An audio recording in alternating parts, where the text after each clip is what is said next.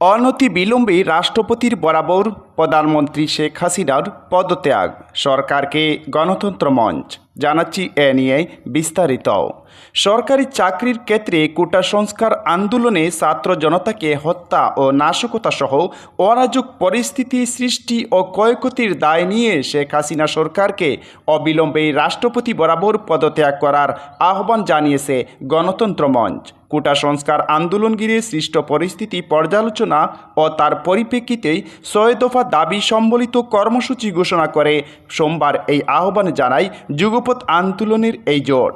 রাজধানীর তুপখানা রোডে রাষ্ট্রীয় সংস্কার আন্দোলনের কার্যালয়ে সংবাদ সম্মেলনে গণতন্ত্র মঞ্চের পক্ষে লিখিত বক্তব্য পাঠ করেন বাংলাদেশের বিপ্লবী ওয়ার্কার্স পার্টির সাধারণ সম্পাদক সাইফুল হক।